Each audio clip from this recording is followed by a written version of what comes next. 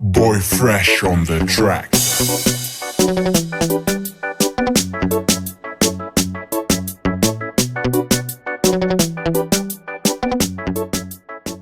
Wayo, yeah man, magadi muri Zimbabwe, salibonani, igaba lami ngu DJ Sparks, Zimbabwe, ndiri popa Zim Reality ITV, patinoita ngwafu ilidzo netsvakidzo, patinoita patinoita mudinginyira, patinoita mutaktiki yekuenda nyaya dzakasiyana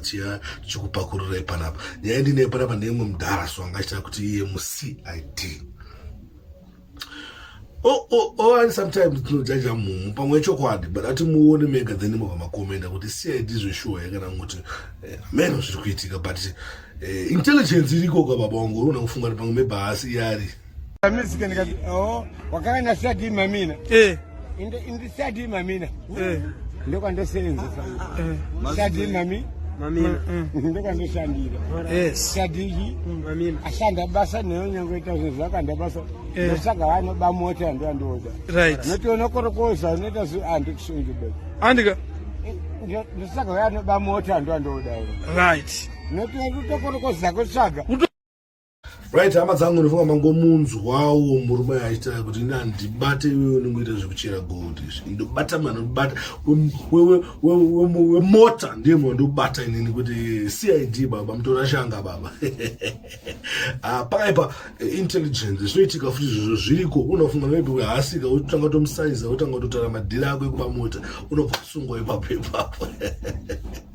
saka musajaije mhumu musasaize mhumu andika ndo zvimwe zviitika muZimbabwe zvatinoenda nazvo panapa tichikupakururai paZim Reality ITV patinongwavha malatest patinongwavha nyaya dzinenge tsipisa kaichinge first time yako kusvika panapa usati wasubscribe, please don't forget to subscribe Zim Reality ITV. Asi kana uchinge wagara uri pano apo uri pano aiwa ramba uchingofeel at home ndo pamusha penyu panapa ndo pamunobata malatest. Big up munhu wese anosapota Zim Reality ITV. Aiwa munondipasa manyemwe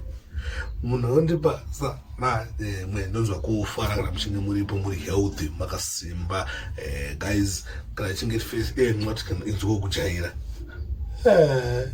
guys endai kuFacebook unotsvaka page rakanzi Zim Reality ITV yatanga DJ Sparks then iko kumwe pamwe nase mango sio like yako yakakosha kwandiri.